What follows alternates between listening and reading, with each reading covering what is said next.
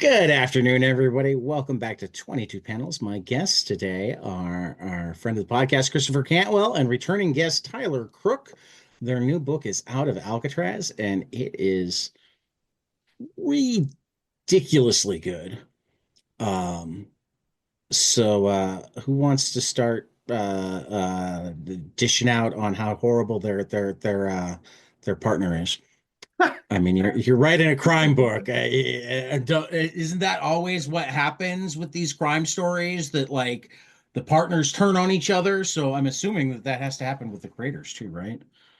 We just spent a wonderful weekend together in San Francisco Bay and I know. I wanted got to to meet go. each other the morning of the first couple signings we had and finally and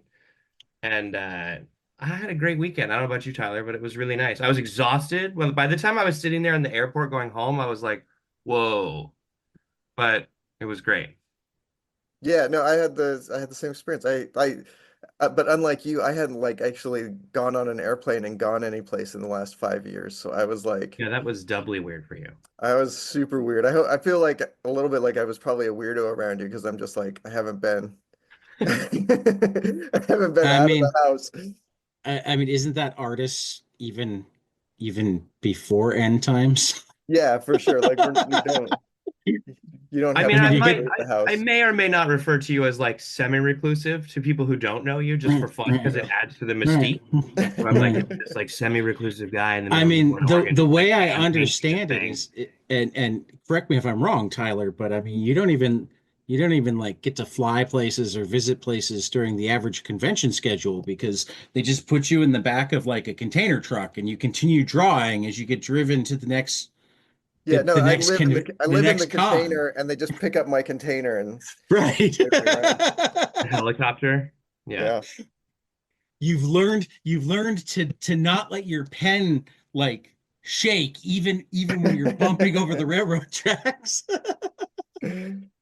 Yeah, this was Tyler in the big city. It Yeah, was yeah, great. it was really fun. But you knew more about the city than I did because you were like, I went to art school down that block and like this is where I used to Hmm. live and like you were I never went over here unless I needed to and it was great. Yeah, It was still edifying for me. So yeah, I have to it was go fun. ahead, Like, Tyler. but I don't think any of those comic shops that we went to exist. Well, maybe the first one we went to, uh, Flying colors? Flying Colors. I kept wanting to call it Four Colors, but Flying Colors. Like, I think they might have been around, but I never went there when I lived there. There was a lot of Mm. new experiences. Well, there you go. Yeah. So how tight was your schedule on that? Did you manage to get out to Alcatraz? Did you get to City Yeah. Lights or to Oh, no, we to didn't do Amoeba? anything. Like it was Okay. look.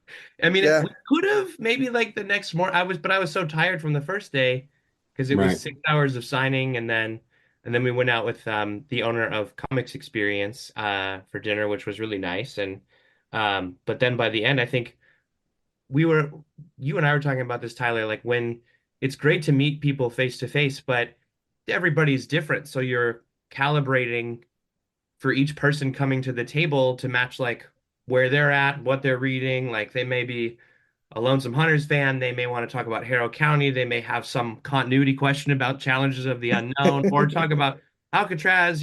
We met somebody who her wasn't it her grandmother grew up on the island because her great grandfather was Yeah. a guard. That was cool, and so she was talking to us about that and how she would talk to the prisoners when she was like 6 years old who were working outside and stuff. And We but met a yeah, we couple couldn't. people who Yeah. we met a couple people who made the swim off of Alcatraz to Yes, there was a the few people shore. like that. Yep. There was the guy who ran the audio tour for a few years for them, which was Yeah. cool. Yeah, but we didn't. We wanted. I think initially there had been talk with Oni about getting out there, but they're doing some refurbishments and it's difficult with the permits and all of that stuff. But we haven't given up hope for the fall when the full graphic novel. When the trade comes out. Yeah. Yeah. Yeah. So but we had a great time. I mean, like everybody took such good Well, care of I'm us. just gonna say Yeah. right now, Chris, that like if you get to do the Alcatraz thing in the fall, you need to tell Oni that you need an assistant. You'll be flying him in from Chicago. I I feel like you say this for every one of my projects, Tad, where you're like, well, you need do. an assistant You who do. You works need an with. assistant. You're like, well, and in terms of an assistant, who are you looking at? And I'm like, Top of list, man. You know, I'm they're just oh, he's not telling gonna you, pay for that. you need an These are tough assistant. times. Yeah. I mean, seriously, I know how crazy you go. You need an assistant, man. We had one. I actually had one from my show, The Terror, who was helping schedule some of these things. And then she kind of peeled off right in the middle of, while we were setting a podcast. And then it kind of got lost in the shuffle. And then Tyler was the one that remembered that it was happening and was like, hey, like was, and it was, I was like, oh shoot. Yeah. Cause I will admit that she was great. She's a writer too. So she's awesome, but she's back in New York now and the show's done. So I'm on my own. I'm solo. Uh, I yeah, don't suppose we get to hear when that comes out yet. I have seen no The Terror news. season 3, it'll be out in the Yeah. late summer, early fall. That's what I've heard from AM, Okay. but they haven't given us anything other than that. So because they're still figuring it out. Has your other writing assignment actually been announced? The one that you did briefly before Terror? You did 2 weeks on a very popular show at a very No, we popular can't talk about network. that yet. That's what I thought. That's why I was not saying. No, that would not be good. That would not be good. I kind of get yeah, I guessed it in there for like 8 weeks, but I in it yeah, Right, no, there's like right. three other people now at this point, so it's like yeah. Then we will not talk about it I at don't think all. it'll be announced until like my name pops up in the thing and people went, That's "What?" cool. Yeah. But I won't even ask when it's coming out because, That one will be a while because it takes so long to make. it So, does. Okay. but Okay. but we have a book called Out of I was Alcatraz. about to say, now Very you got to good, pitch the book. and We're it's a going all very over the good place. comic book. Let's hear about it. Pitch the book. Who wants to give I the am front not counter pitching you the pitch? book. I am not going to pitch you the entire book. If you're listening to this, hopefully you clicked on it and you know what this is, or you just chime in to hear Tad's dulcet tones, no matter what he's talking about. Hi, Uh, Mom.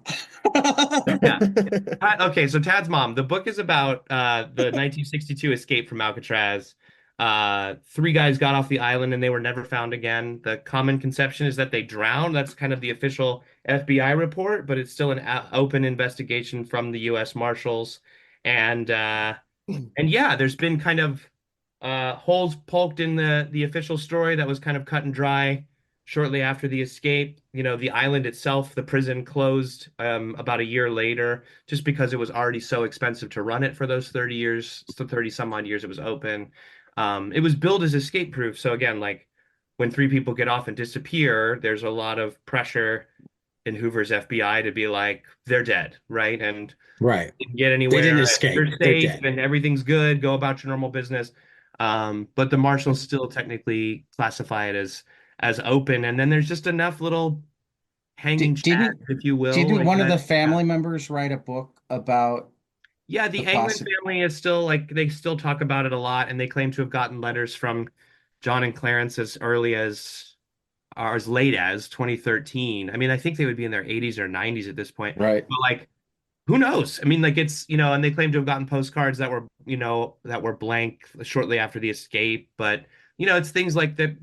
They reported no stolen cars in the area, but there was a stolen car. There was a motorcyclist run off the road.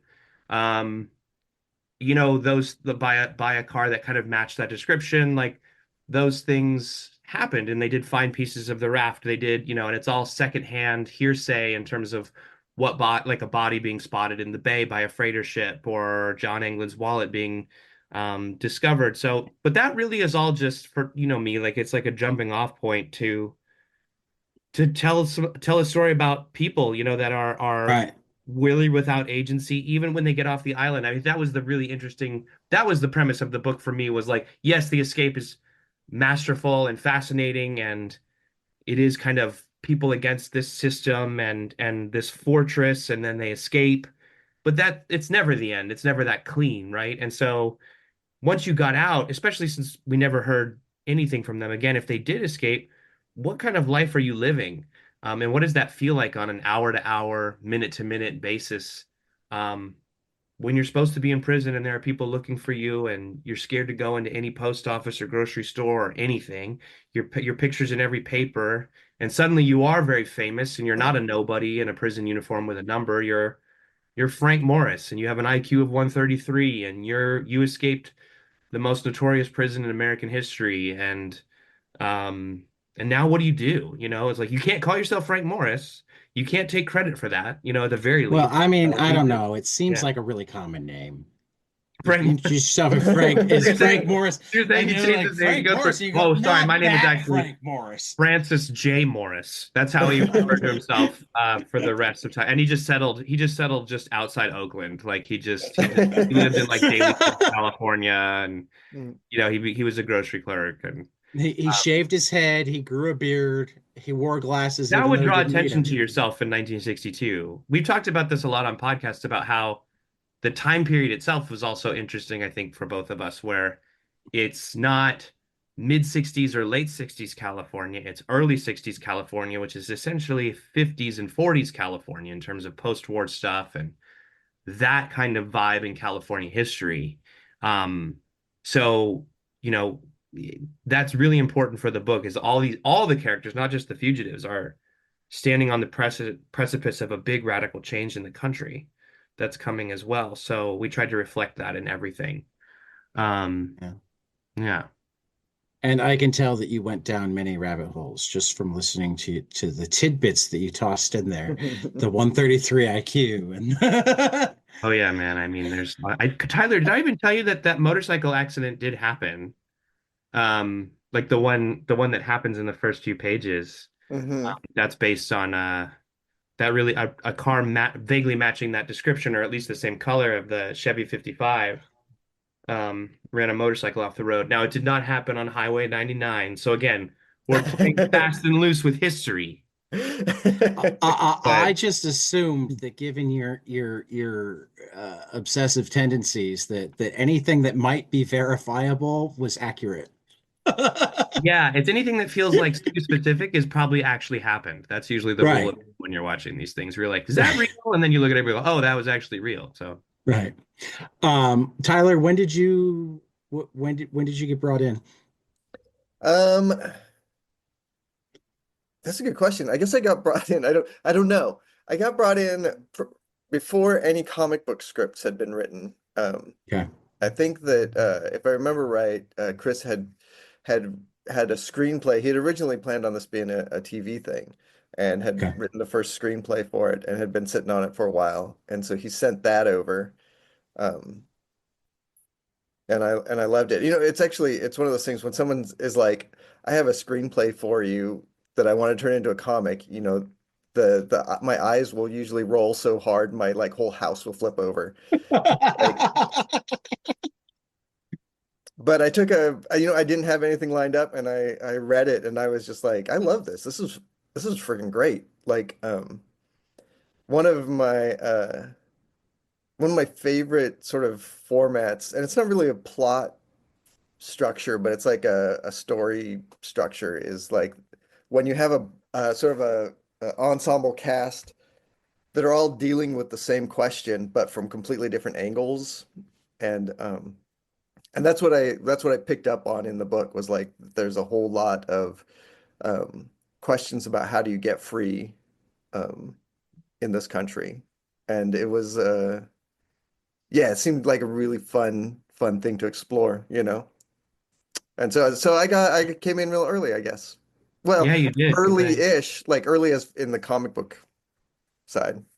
I feel like I pitched it to Bess at Comic-Con 2022, no, three, and then I feel like she mentioned you like a week after we had talked about because I didn't even know if they wanted to do it, and I but she read it pretty quickly and then said, "Boy, I really want to take this to Tyler," and then I feel like you read it maybe like a month later, maybe a month and a half or something like that. Like it was pretty quick. Like Yeah.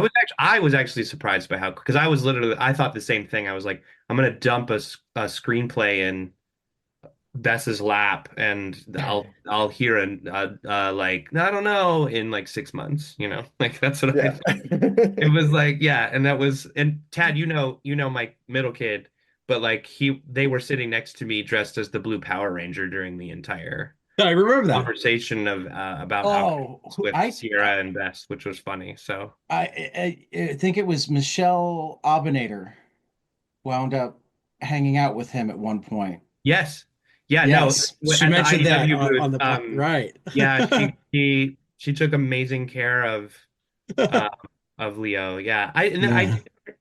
We should call out her just for a second, like her incredible anthology she edited. What was it called? When I Was Young?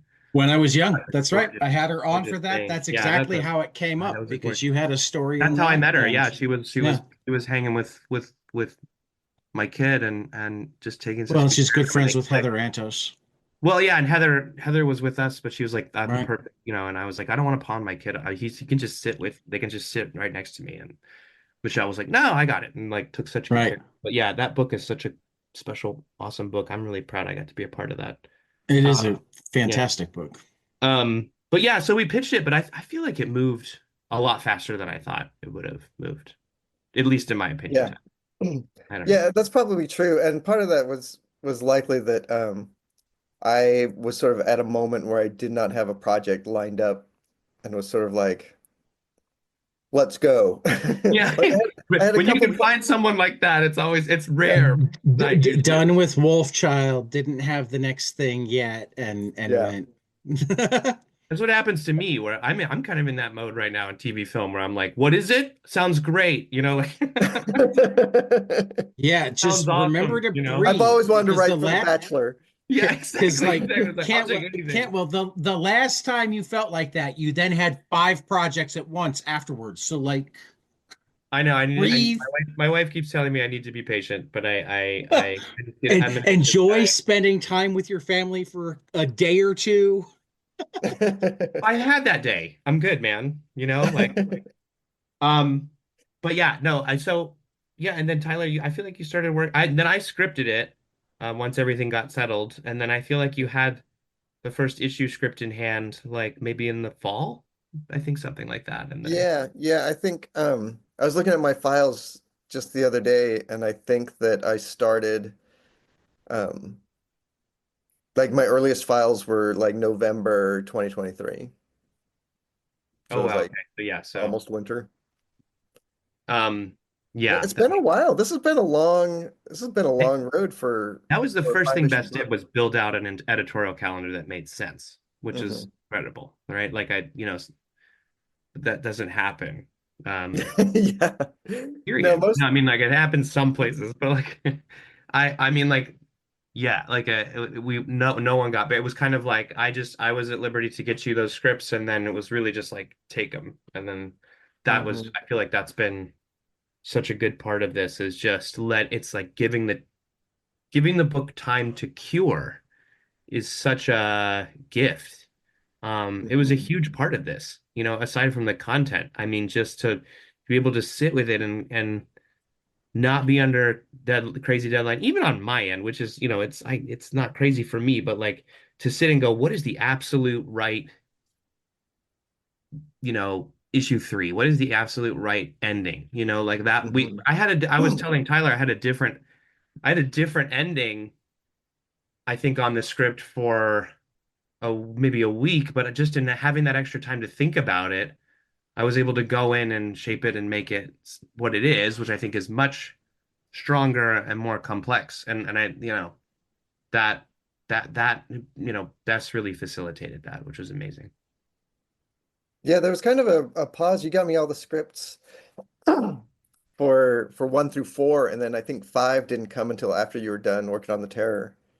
Yeah, because I was like, it was something where I was like, I wanted to have everything. I wanted to have my whole. You're right. I think I was back in California when I finished five because I waited and and I had the time to wait, and I was like, I want to make sure that it's right. I remember even talking to Bess about it, and I was like, I just need to figure it out. It's like, you know, it was one of those things where I almost feel like sheepish saying that I don't have the exact ending of something sometimes, but it's like sometimes the thing needs to tell you what the ending is. We had that a little bit in So, Halt sometimes where you just go, well, you put a card on the board and go, I think this, and then maybe it changes when you're in the middle, and then you go, oh, I don't know if that's actually going to work, and it comes back, but then it changes to something completely different, and yeah. that was very much the ending of this one. It was like a thing to kind of feel out, but we had the time to do that, which was rad. I was thinking just like last week or something, I was sort of just thinking about stories, and I was like they feel like little science experiments, Yeah, where you you were set up saying this, all yeah. your yeah, you set up all your little variables and you just let it run, and you try to get to the end and see what you discover. Yeah, it's like it kind of Hmm. it tells you, right? It's like Yeah.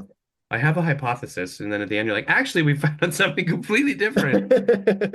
And this wasn't like super off the mark, but it was, you know, I think it's funny. I was thinking about this since we were talking about adaptations and things over the weekend, Tyler. Like, I was like, what would have a longer version of this be? And I do think like it would have been. Well, I don't want to spoil anything, but like I feel like I think We'll it's have you great back that later. the way the way it lays out over the five is great, but that we were talking about the physical distance, right? That they're traveling, and I Hmm. do think like you could have probably put one more piece of the puzzle up somewhere maybe around where you live. You know what I mean? Like that because they do. Yeah. Yeah, there's some. There's. I was like, oh, there's like and that originally was in my head. I think from the moment I conceived it was like, oh, and then we'll get into this area, and then we'll get into this area. Um, and there's so much setup, and so much of it has this California DNA that we didn't want to sacrifice, um, Hmm. even by the end. So, but yeah, if it was to be more sprawling, it would be that. But for this, it really just felt like it was so intrinsically a California book that it felt right to set a lot of it in there, and I wanted to. I was that was very much the idea. Yeah. That leads to we know some about Chris's rabbit hole research project, but you talked about um, really having to immerse yourself in an era of California that we don't think about as much because we think about the hippie era, we think about the war era, and this is like kind of right in between. We've still got really clean cut haircuts. We've got, Hmm. so Tyler first, but Chris can chime in because I'm certain he had ideas. How do you go about um designing the look of something when it's a period piece? And in this case, you've also got, three characters that like their likenesses are historical record. So like Well, well, as far as likenesses go, I sat down and I did some sketches based off of the mug shots for the guys. Like, if you're going to try to get a likeness, it's pretty great when you actually have mug shots because that's incredibly useful. But and this is true for like every character design I've ever done, where it's like I'll sit down and I'll work out what I want them to look like. And then the second I have to draw them on the page, they just go off in where they need to be for the story. It always like there's always just a noticeable shift. So some of these, like, I don't feel like I was really concerned with keeping a likeness for these guys throughout any of the story because it's a fictional story, it doesn't have to be about the real guys right. for the story to work. And but as far as like the design for the book itself and like what the look of each thing was, there was some sort of like uh, I don't know what you call that. There's some choices as far as like I didn't ink the panel borders around the panels. It's just a white gutter in between each panel. And it's the same for the word balloons, don't have lines around them. They're just white. And there's this kind of a Oh blue yeah. tail that I used and stuff. And those decisions were sort of like me just trying to find a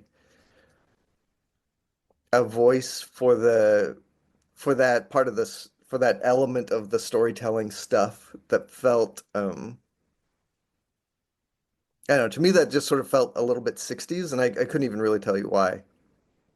I'm Um actually noticing, I don't know, forgive me if like your other work is like this too, and I'm noticing because of a panel I was at CXC where they were talking about a couple artists there that worked in colored pencil, and one of the things they talked about in terms of working in colored pencil is that like human beings don't have black outlines, so like Mm. you can be, and as I'm flipping through pages here, um, not all the time, but a lot of the time, you really only have like inking for the edges if it's shadowed. Does that make sense? Yeah, that is a very intentional thing. My process is usually that I will ink a page. Chris heard me say this like 50 times this weekend. I'll ink a page in brown ink, and then I will go back and color it all with watercolor. And once that's done and sort of the light and shade is all sort of strongly established, then I go back in with my black ink and I sort of reinforce the forms and the shading. So like if a if a character's face is like half in light and the other half is in shadow, I'll use black ink to ink the shadow side and just maybe do very, very thin lines on the light side, Right, or just leave the brown ink alone. right. I mean, again, it's not exclusively no black lines on the side the way that Mhm. but it's like they're only there if they're needed to differentiate it from other things. It's a really Yeah. delicate delicate thing that I don't think I noticed before. Well, I have a Um, thing about like in spite of the fact that I'm doing a fully painted comic, I don't want it to feel like you're looking at a painting. I want it to feel like you're looking at a comic book. So right. the black lines I think are critical for that to keep it feeling like it's cartooning that I'm doing. Um, Gotcha. That but makes also at sense the too. same time, I want to use those black lines as in, intentionally and usefully as I can. And I think I know the answer to this question because you were showing off a page earlier, but do you paint physically or digitally? Yep, it's all watercolor and ink on paper. Watercoloring? And like forgive me because I'm not the artist, but I'm married to one, so I sometimes buy her art supplies and her birthday art supply that I got her this year is I discovered that there are watercolor markers that are like Oh, yeah. legit watercolor markers, and there's even a separate marker that's just water for blending and whatnot. And I Hmm. was watching her play with them over the weekend. So, are you using brushes for your watercolors? Are you using markers for your watercolors? How? Yeah, no, I use brushes. Okay. Yeah, there's a company kind of near to me called M. Graham and Company. That's like the watercolor that I use, and they come in tubes, and I squish them out onto my little palette and use a brush. It's pretty traditional the way I work. Like it's pretty like Okay. um I'm using mostly like actually I guess I'm using 1962 technology for most of this. Maybe the acrylic ink wasn't as good in 62 as it is nowadays, but That's Um, the only tell is yeah. that otherwise, yeah, it's of the era. here and this is me being married to an artist, so I've started to pick up some things and don't know others. I know when she's working in acrylic, she only like she's like, don't buy me tons of colors. I need this red, this blue, Hmm. this yellow, this black, and this white. Everything else, I make it as I want it.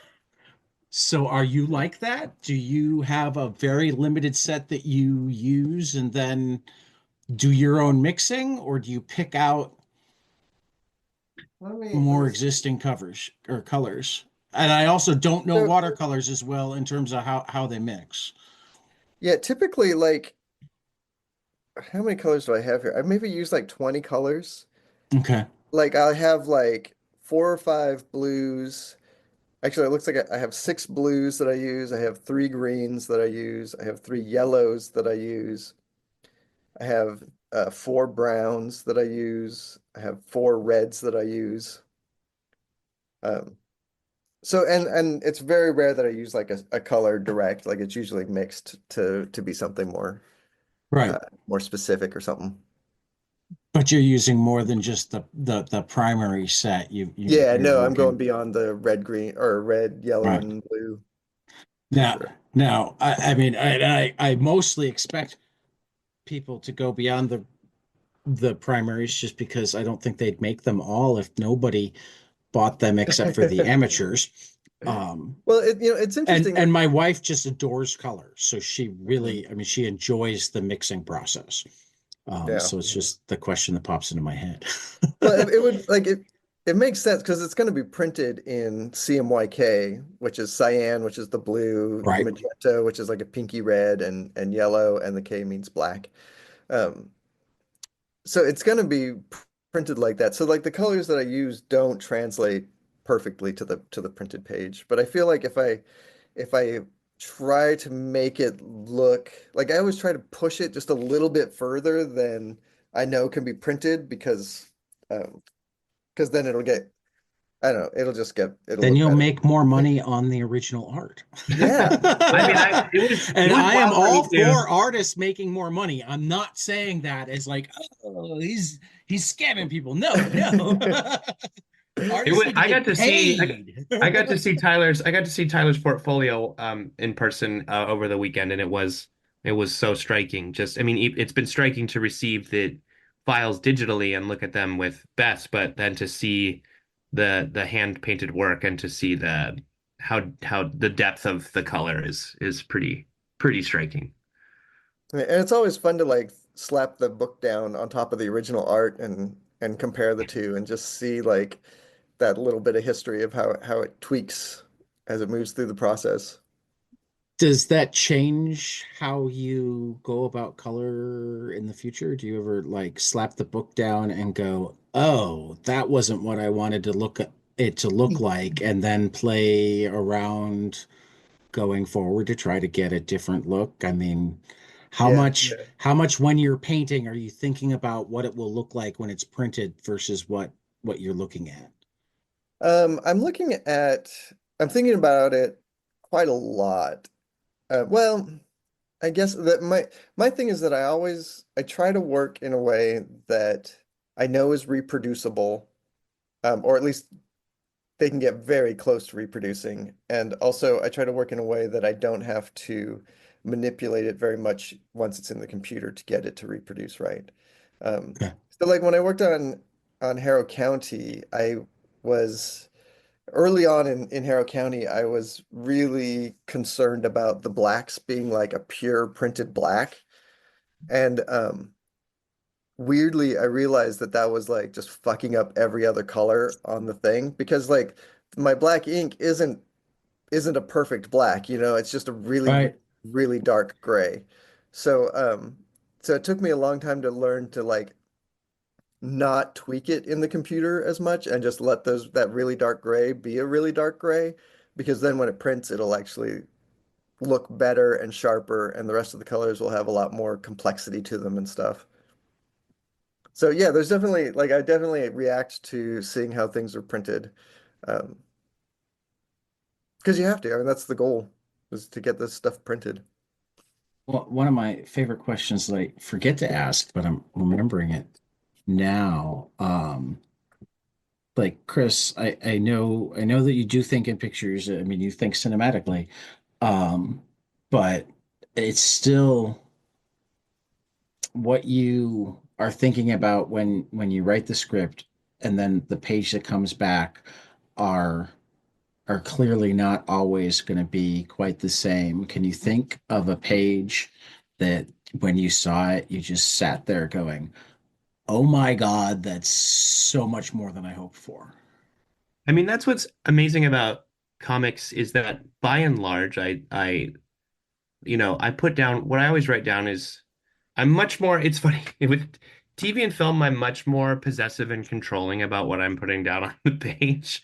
Mostly because, except for a handful of directors, I really don't trust them. I really don't. Like, especially in TV, I'm like, who's this mercenary person coming in who doesn't understand my story? Like, uh, Are and you also the one on set that if anybody ad libs at all, you're like, stick to the words? no, I don't do that. Okay. I actually trust actors in like a lot more than some directors. But there Okay. are some directors where I'm like, they'll go, so, and They it got it. always kind of stuns me, is it's usually that the ones that I trust and have known for years, where they'll come to me and be like, hey, I was thinking about like maybe going over here instead and like clearing it with me. And I'm like, well, that's infinitely better. It's like, I'm Right. flattered that you thought of little old me over here with my snack in Video Village.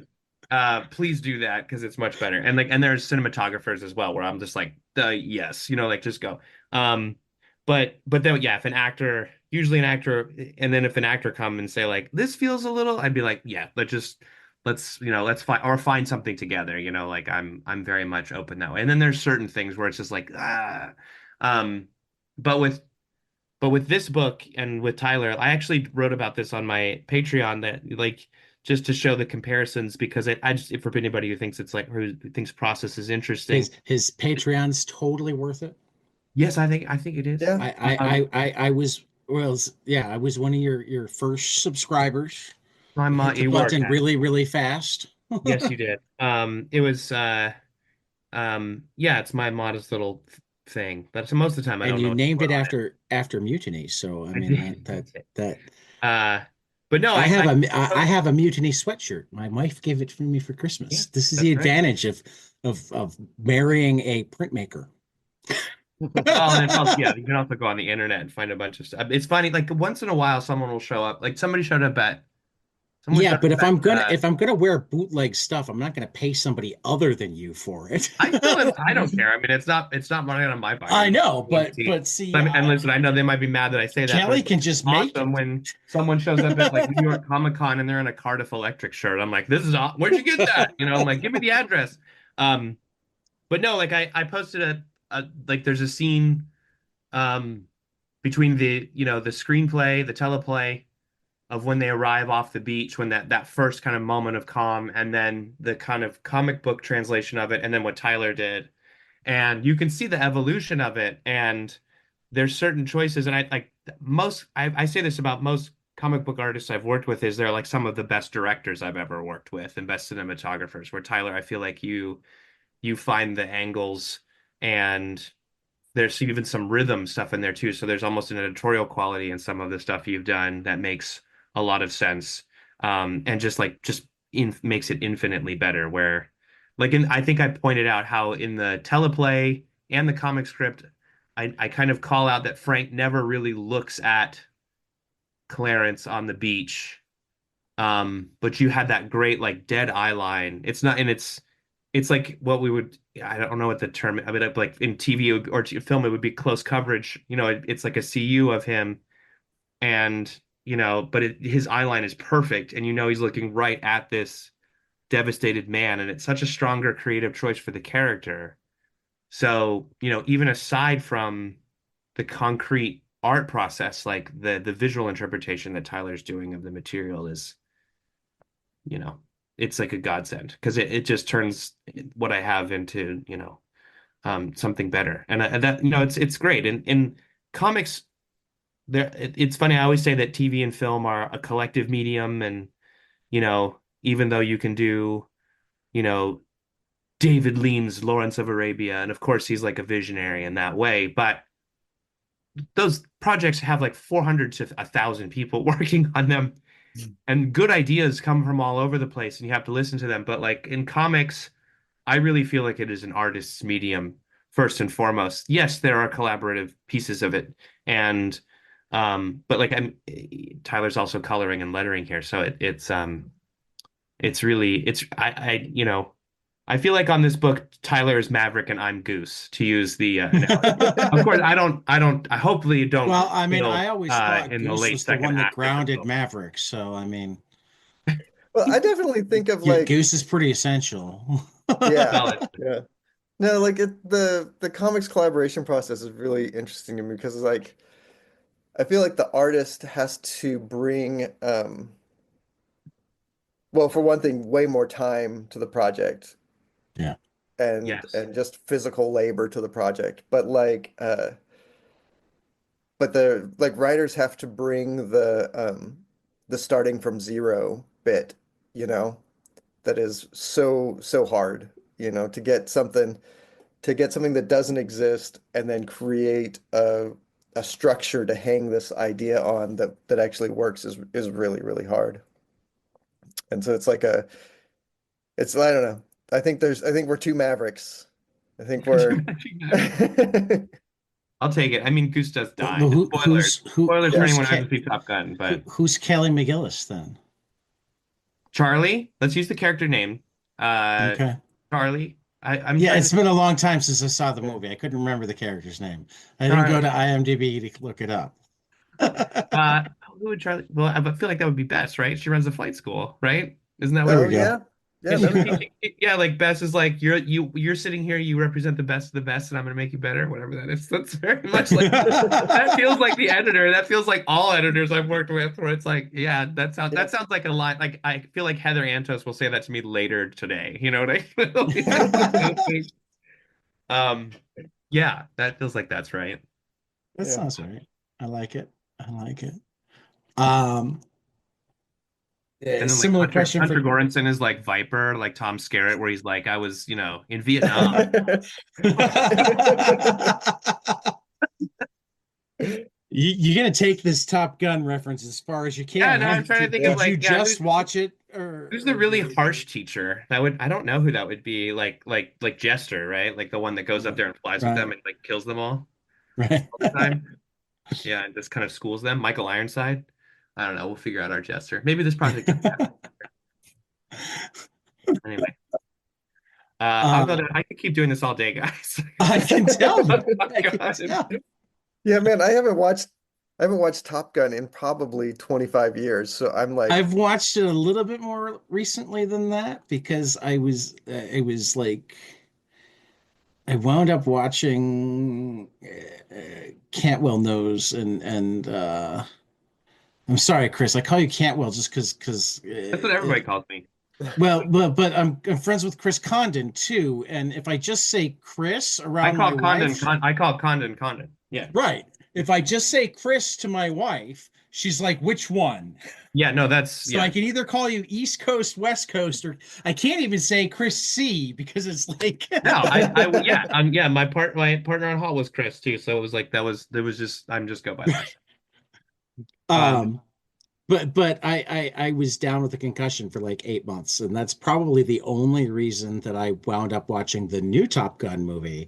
And which is because I actually watched pretty good. it was It's pretty good. it was Yeah, actually good enough that it made me go back and watch the the first one. old The first Top one Gun is movie for the stellar. Yeah. first time in a long, long time. I mean, I'll waste these minutes because it's your podcast, Ted. But like, I It's my not wasting. no, I'm just giving you a hard time. Like my senior thesis teacher at USC was was Jack Epps in the screenwriting program, and Jack with his partner Jim Cash wrote Top Gun, and Oh. he was such a great teacher and such a great mentor and person. But those classes are really small in workshop setting, and um, I always tell this story.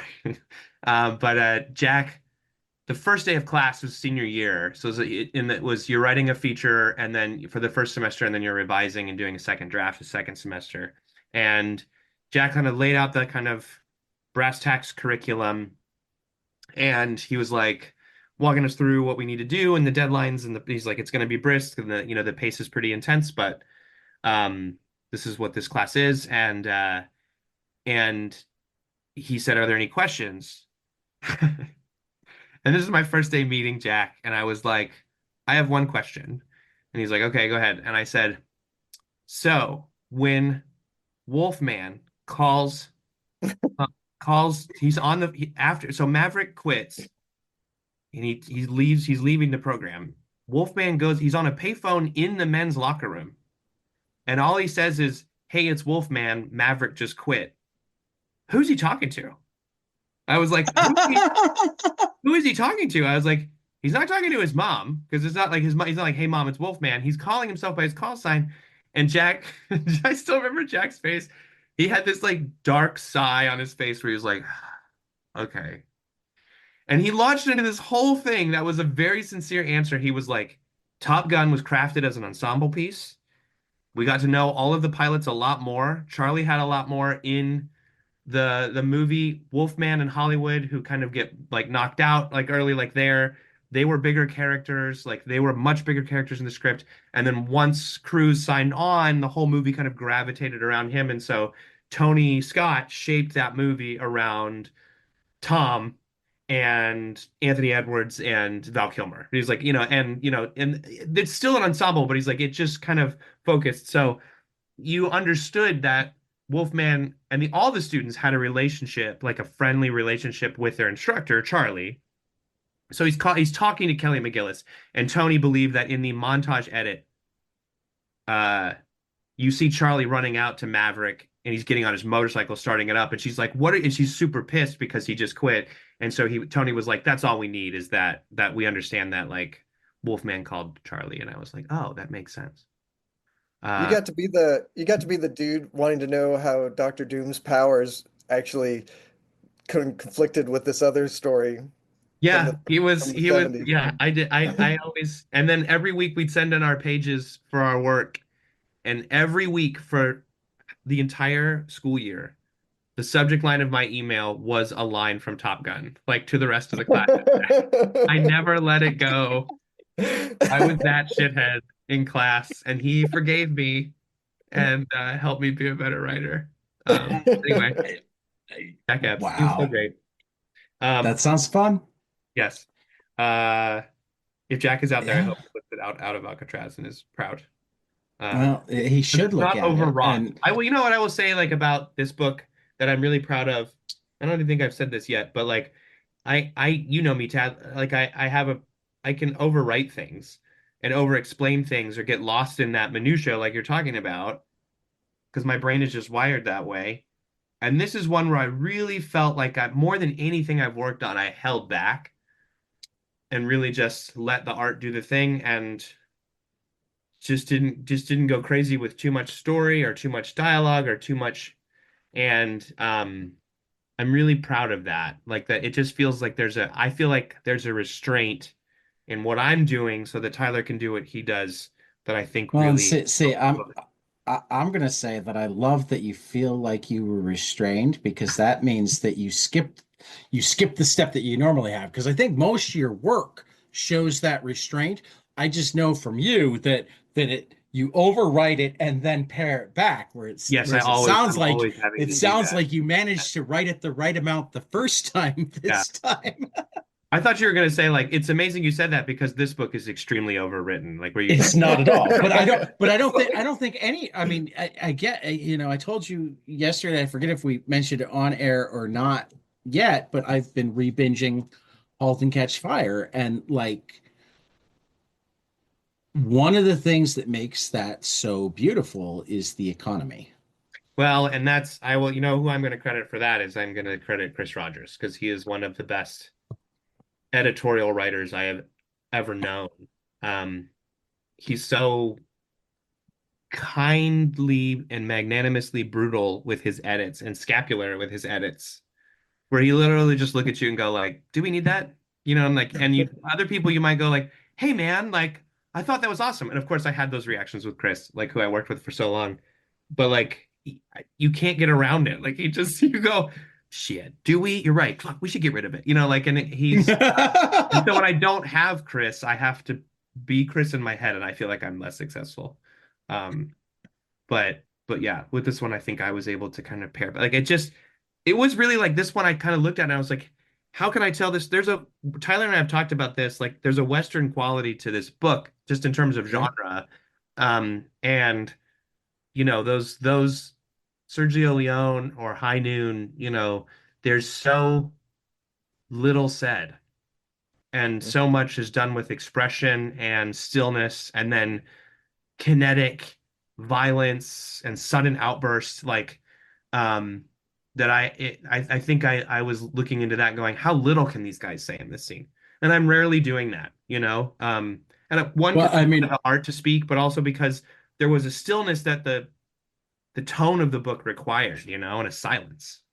It this wanted is that noir tightness, Yes, that like exactly, where it's sort of economy of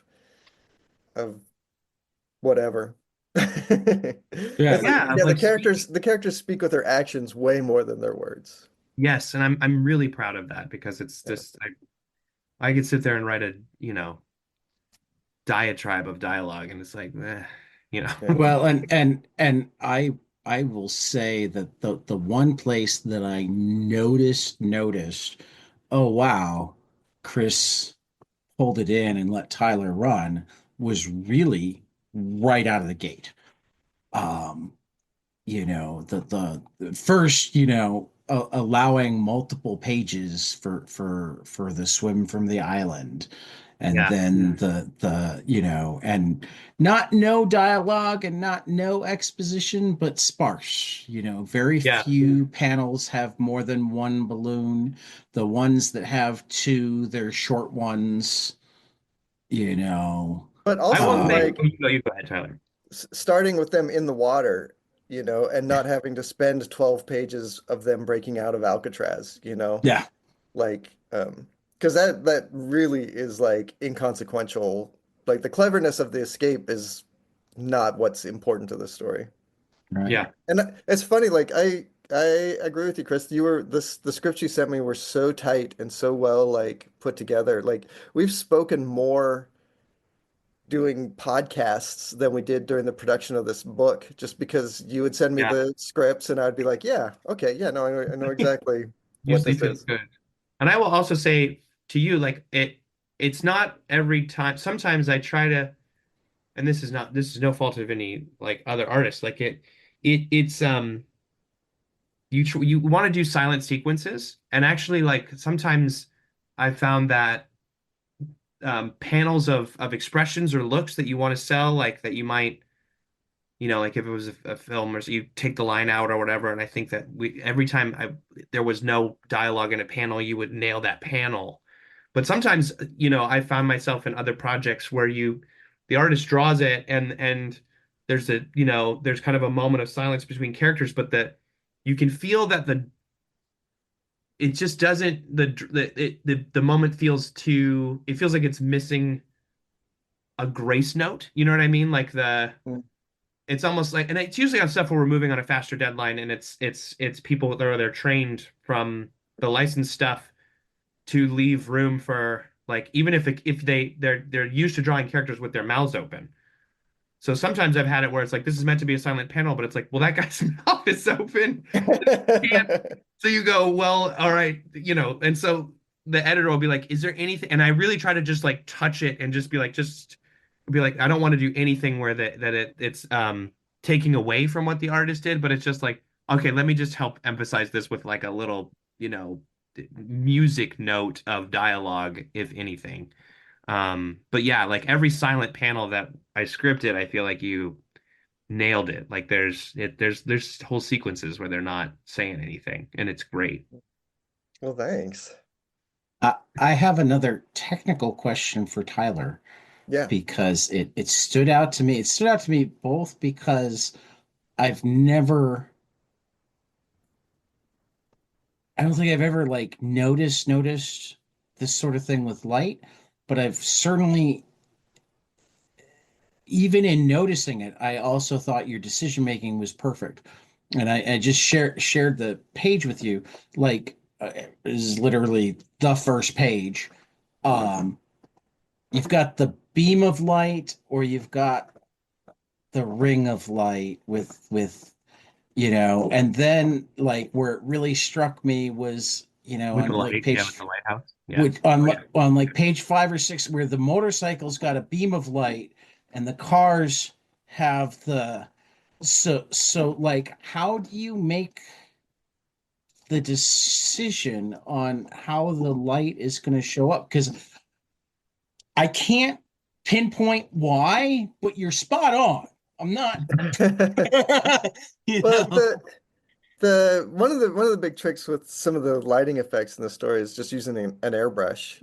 Like I leave for like like everything when I do a page, typically the very first stage after I've sort of masked off the panel borders with masking tape is that I give everything a color wash. So for these night scenes, everything has a blue wash on it. And then but if I know that there's going to be a strong lighting effect that I want to do, I'll leave the blue off of that. Okay. So like around the just those light flashes at the lighthouse, it's like that was actually the white of the paper. Um, Okay. and then I do some white ink effects around it, and then I hit it with a white airbrush too. Because one of the things about like a light source like that is that the things around the like if you go back to that first page when the lighthouse turns to the camera and is like blasting, like the black areas right around there are actually like a lighter gray than the further like the further away you get, the more the shadows like fill in to Right. get closer to black. And I don't know, it's things like that that sort of make it doing little white ink splatters too really helps because it sort of seals like particles in the air being lit. So is it just the angle then that decides? I mean, again, going back There's the movement on which those that is it just yeah, the angle that winds up deciding whether we get the beam of light or the Yeah, yeah, that's basically it. And I did a little bit okay. of a Akira motorcycle light on that guy too. I love that that guy's giving the finger. You get like you sneak two Yeah. middle fingers into Oh, the I didn't first even like see five that. pages of the book, which is great. There's two people flipping the bird, which is good. I feel like that's period accurate and right for Yeah, those folks. What's Yeah, funny to because me is that you find out in issue two, mild spoiler, is that that motorcyclist was injured, but he yeah. still had time. Probably because he took his hand off the Yeah, I was handlebars. gonna say it's like maybe it was his fault, you know, like he still had time to give the bird, but like he gets a fractured rib. This is funny. now I don't remember this part of the story. Um, I mean, I've read about the Alcatraz escape. You put really detailed heads in their cells. Did they actually like go out of their way to make detailed heads, or did they just have like, Yeah, like They did. they had their own oh hair wow, cut off and glued on there. They had eyelashes that I assume was just made out of human hair off the top of their head. crazy, They really, yeah, they to do that covertly, right, and surreptitiously while you're in prison, maximum right? federal prison, they would just kind of they would get hair from the barber. They would kick when their hair was cut at the barber shop. They would figure out a way to like get that stuff. And again, it goes back to that kind of classic trope, which does make sense because it's real. Is good behavior, or they figure out you're reliable in terms of doing labor, and so then you're in the machine shop all the time. Then There's you're the other asking them finger. access to stuff. Yeah, there it is. You're in the machine shop like all the time, right? And so they were actually, but it was the heads themselves were like a combination of soap and like rubber and random stuff that they were able to get their hands on. Um, That's just yeah, it was that was the detail I told my oldest kid, and they were like fascinated by because so. they're So like, what well, you're it's not. saying is Yeah, that if they had gone and gotten plastic surgery to have new faces, they could have just gone down to LA and gotten a job in a creature shop or whatnot. Because if oh they yeah, could pull that off, they could Yeah, pull they that know how to off kit with bash. They're excellent kit right. bashers.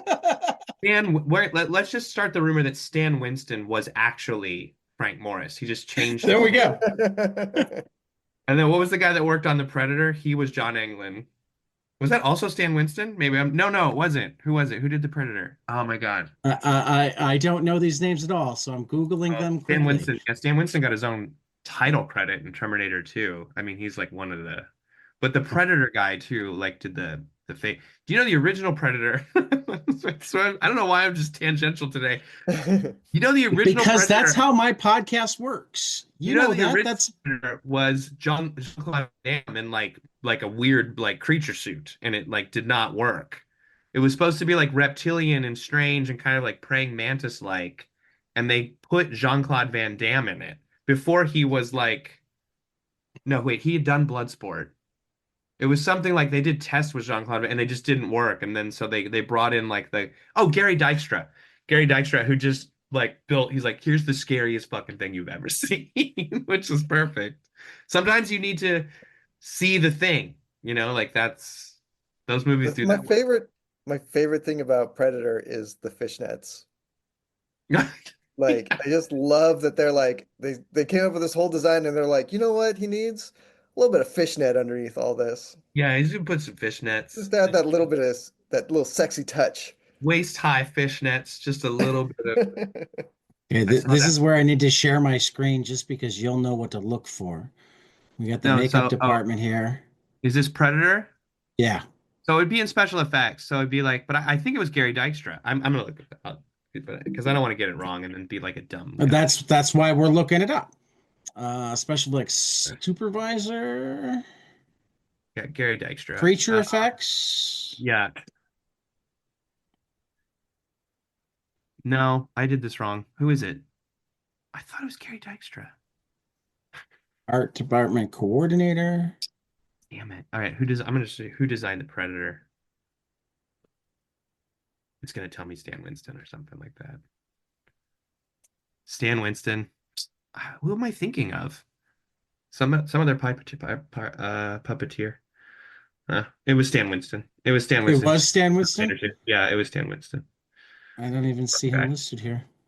He's gonna have his own thing somewhere. And Well, no, I have yeah, he has his own. It's like Terminator effects by Terminator 2, Jurassic Park, he was like one of the best. And he also AI. came from Alcatraz in 1962 and changed his name. Yeah, I mean, did he also do effects for the Escape from Alcatraz movie? No, and that was Because funny, that Tyler. would be You were great. talking about that. You were talking about likeness. Because I do, it's funny. I do see your character. See your characterizations of Frank and Clarence and everybody like as their own, and um, but to me they are Frank and Clarence. But it's funny because like Eastwood is what 6'4" and like looks Yeah. nothing like Frank Moore, and it's because even back then, especially back then, you couldn't go find that mugshot right away, so it kind of fades into Special. conscious. He was uncredited in Predator. Okay, Huh. where did 87? Well, That's anyway, how awesome he was, is yeah. that like they brought him in even though, yeah, okay.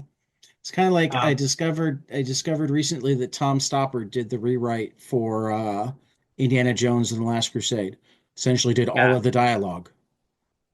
Yes, I mean Stopper did he's done a ton of amazing rewrite stuff. Yeah.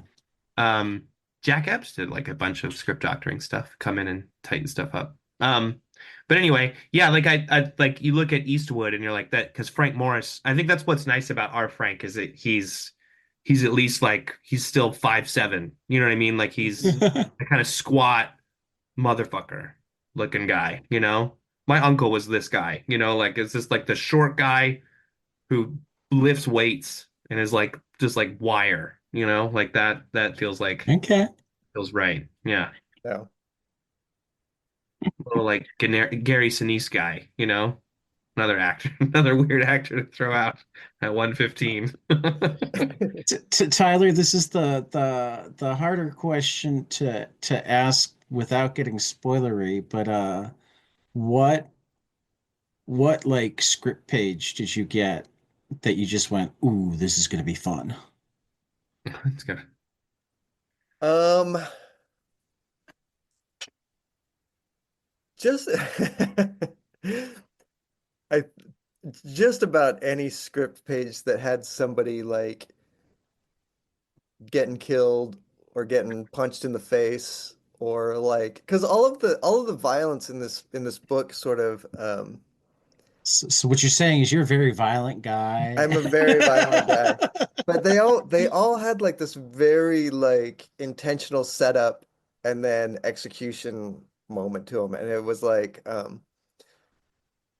just I always love that like I like that thing where it's like I know what's coming and so I can set it up in a way so that the tension can build as much as I can control it and then like give you that like show you the violence that comes out the other end. And The bar sequence in the first issue, I think, is like so good between yeah. like the inside of the bar and the outside of the bar. I actually accidentally, I didn't tell you this, Tyler, but I accidentally sent that page to I was texting with someone, I was cooking dinner and that page came through and um I was had like multiple text chains going just like the news and I accidentally I had downloaded that on You so I could look sent at it it. to the Secretary of Defense? I did. No, I sent it to my wife's co-chair at the school, his wife, and I was like, I think because I wanted to, I think I was going to send it to Eliz. I would think I was just going to send it to my wife, and I was like, I Mhm. want to like, look at this, and I said, like her and the two colleagues. I was like, look at this, and they were like, what is this from? Like, it's like it was that outside sequence, and they were like, geez, they were not expecting the sudden violence on their phone. Yeah. But they were, I think the co-chair's wife was like, this is also gorgeous. And I was like, yes, that's the idea. That's Well, you know, I and then now keep that I'm trying to thinking convince people comics are cool. now that I'm thinking about it more, there was stuff that I got. There's a scene where Frank confronts Clarence about being indiscreet. Um, and that it takes place in this alleyway. And Yeah. the setup for that, I'm really After he kind of buy excited and does he about. buy or steal marbles? I forget. he buys them. Yeah. Yeah, he buys them. Okay. But I had like I really like because you know the southern or the Central California light that I was trying to capture through the whole thing, where it's like this really golden light, and then he gets dragged into this alleyway, and they're in the shadow for that, and I was really excited about that. And then some of the body language about of Frank like bullying Clarence, even though Clarence is 4 inches taller than him. I think it was pretty fun. Yeah. I like it. I Well, Yeah, don't this want whole to. series is like full of moments that I Yeah. like because I'm one of those like storytelling guys where like plot for me is only as important as it's not distracting. For me it's always about the characters and like being in like feeling like you're inside of these characters' world and going along with them on this journey or whatever.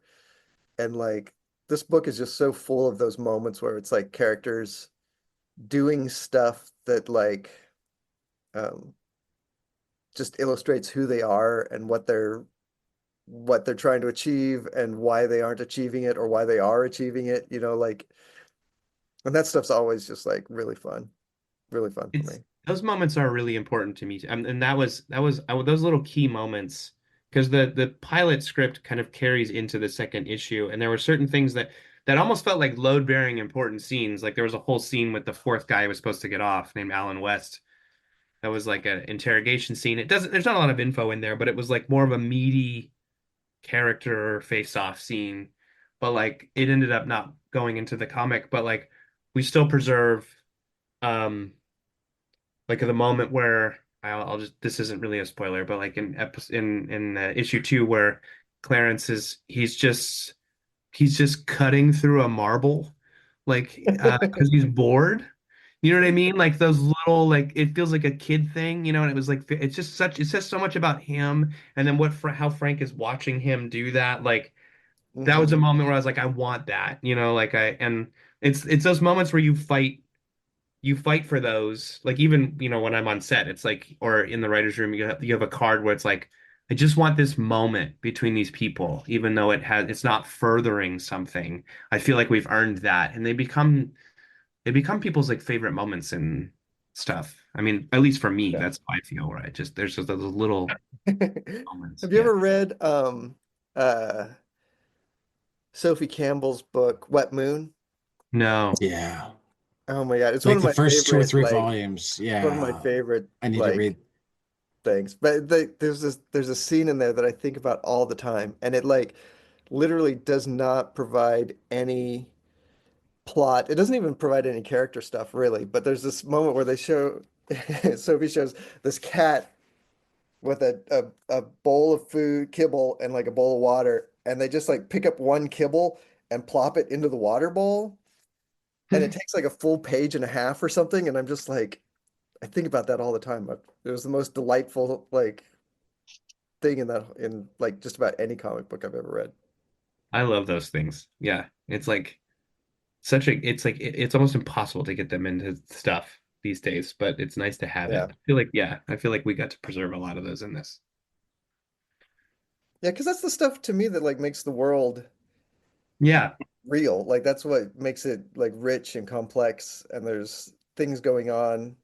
Like there's a trick when like in drawing where if you want to feel like someone is like if you want to make the viewer feel more immersed in something, you have a shadow casting from an unseen thing off, out of the view. And it's just a cue to the viewer that they're like inside of a space, because they Hmm. can see the evidence of the things outside.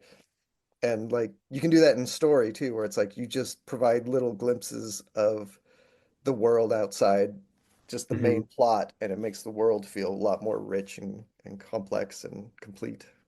Hmm. Yeah. Yeah. Yeah. Well, So as I flip through, I got one more question than the standard closing question. I'm flipping through, and we won't get spoilery, but you have kind of a massive reveal at the end of the fourth issue, which is kind of late to do a massive reveal that changes the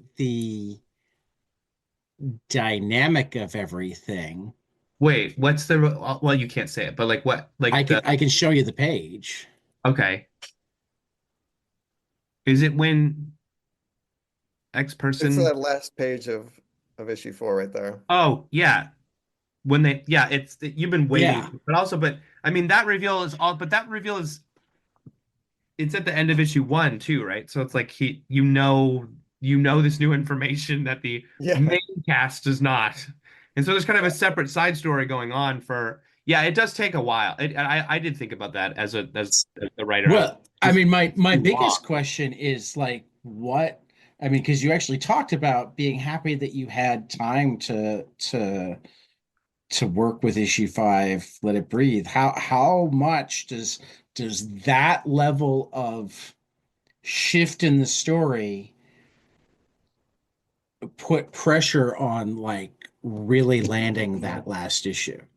A lot. And I think that I was thinking about this where I was like, because it does there was so much I wanted to do with this character before everything comes together at the end of issue four and it all becomes one story, right? And I really wanted, it's kind of what Tyler was talking about where I wanted to you I wanted to build it and build it and build it and see how much I could build before it all comes together at the end of four, because I also felt like once this side story and this kind of reveal that happens at the end of issue one, once it collides with the main story of Frank and Clarence and their the person that's helping them on the outside, this mysterious woman, and then the federal agent story, like it just felt like accelerant. Like it just felt like you're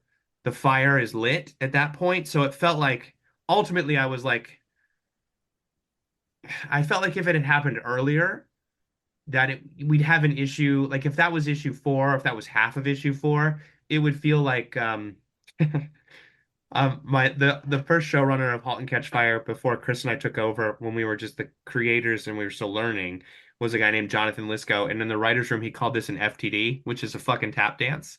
It's just like, he's like, I just felt like if this character didn't get there and things in like the shit immediately hit the fan because of everything else that Yeah. Clarence and Frank and this woman have been through, and this character has separately been through, when they collide at the end of four, I was like, dicking around would feel like that. It would just be like a fucking tap dance before you get to like, man, and so Yeah. five is all that. Five is just like it's kind of So like so burn. what you're saying is you halt at the end of issue four and you catch fire in issue five. Shit, man. That's it. So that's my last appearance on 22 panels. That's it. Never coming back. Never coming back. Um, In my Whatever. mind, I think of like this sort of thing as like Jenga, where we've Yeah. been pulling things out of the stack, and then yeah. and you know that this is going to be the last one, so it's gotta. Yeah, when he shows up, it's like you're burning through it. You know what I mean? And also, Yeah. it's like people will know there's one issue left. So you're like, oh, this is where the shit is hitting the fan. Like Mhm. that's Yeah. really cool. You Yeah. could have done like the meditative moment before, but like it just you just know you're headed for bad Well, and I territory. just, I remembered it as I was flipping through because I got to read it a couple of weeks ago, and I didn't get to reread it before we talked because I was traveling. Um, and as I flipped through, I went, "Oh yeah, this is one of those books where I got to the end of the second to last issue, and I went, how are you gonna wrap this up in one?" I know. And like because With it's violence. Chris and no, because it's Chris and because it's Tyler, I have like the absolute faith that you will. But Mhm. I mean, it and did take me a like second. I think that did factor into like how it took me a while to deliver the fifth issue because I was like, okay, let me make sure that this like hits right because you don't want it to feel rushed and like you just it literally like the fifth issue is like we cut to the chase. You know what I mean? That is right. literally that's how I would sum it up because the federal story comes in like it's we don't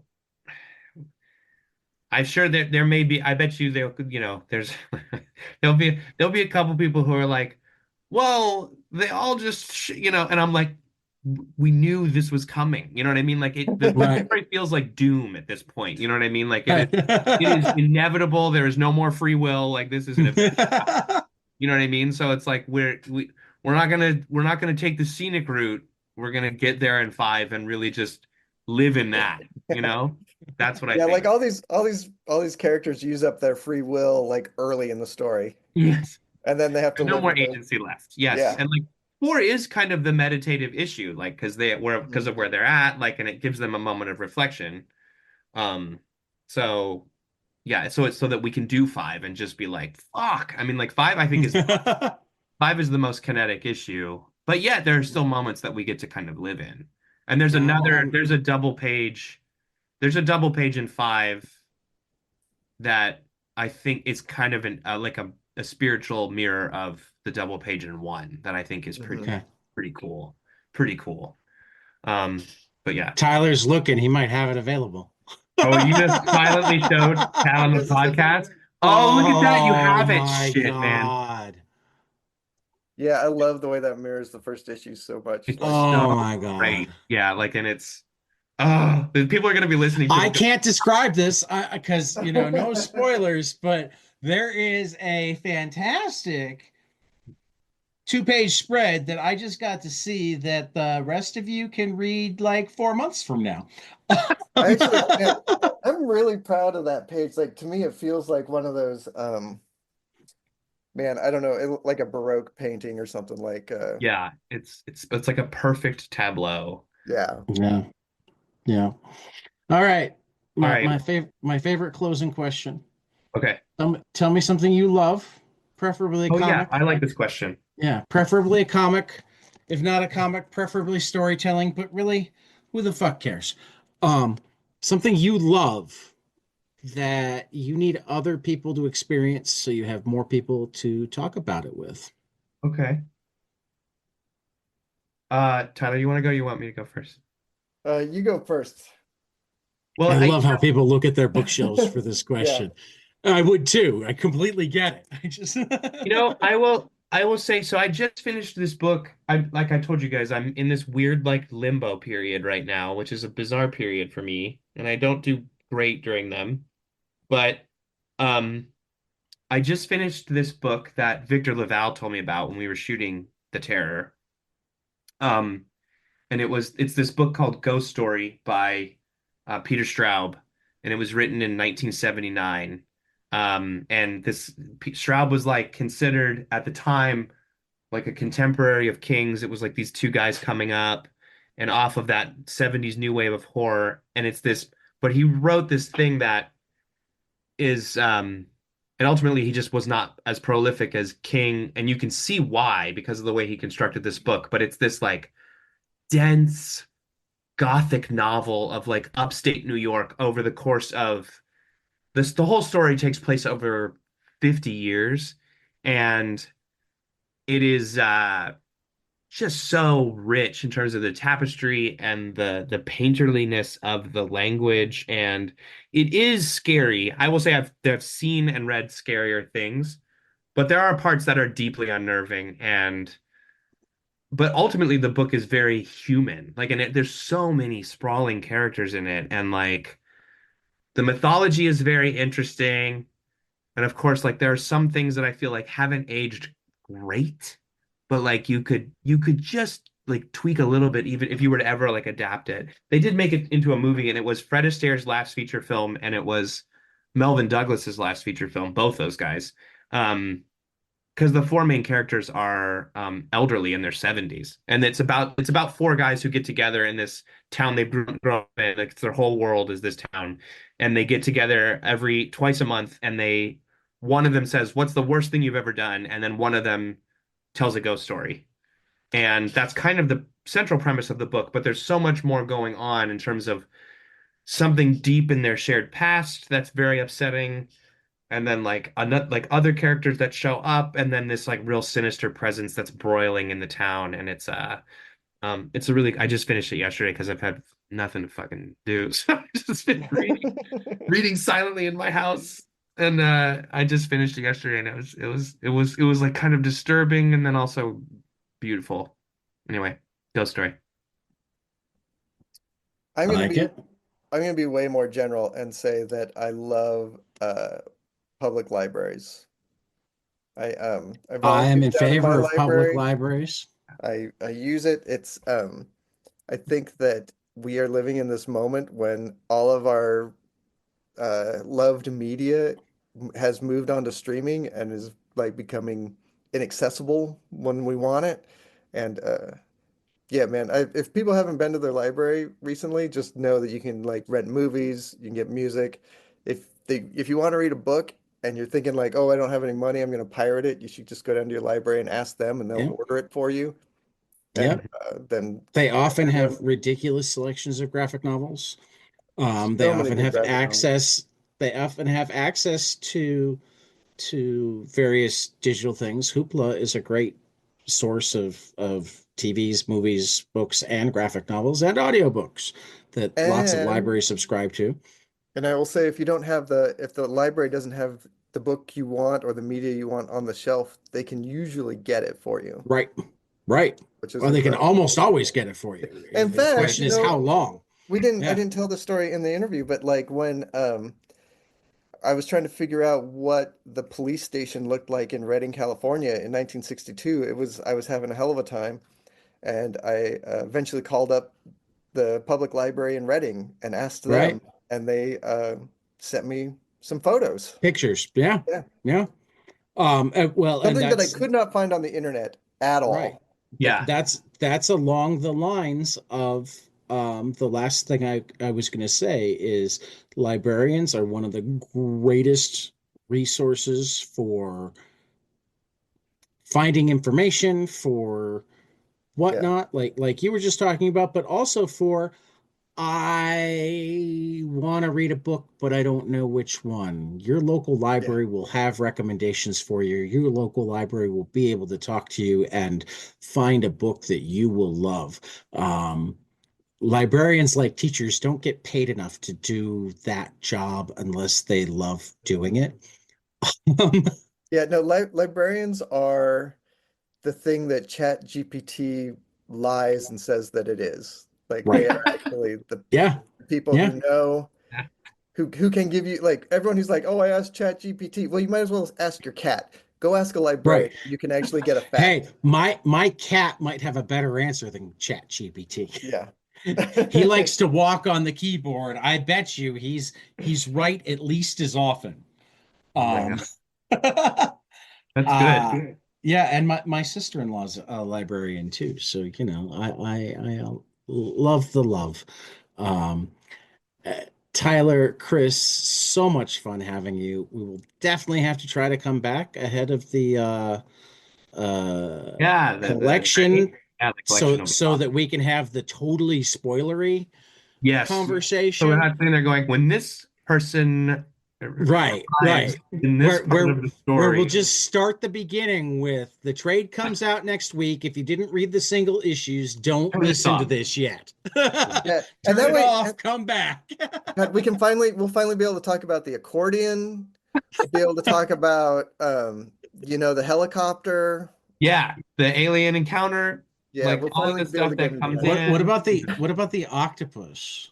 Yeah, that'll be in there. We can go Okay. all Yeah. the whole. That's all of issue 4. I mean, I thought it was really strange that you had the octopus in the desert, but I mean, The double page spread of the Octopus in the Desert from 5 that Tyler just showed you. We can talk about that. Yeah. Thanks for having us, Tad. Yeah, yeah, man. for It was 22 great talking panels, to we'll you. see you after the next page. Hey guys, this is Tyler from 22 Panels. I'm here to tell you all about our Patreon. If you enjoy this show, please consider donating to our Patreon to keep this show going. We have many different tiers, all different levels to help you decide what's right for you. Okay, so get on out there to patreon.com/22 Panels Podcast.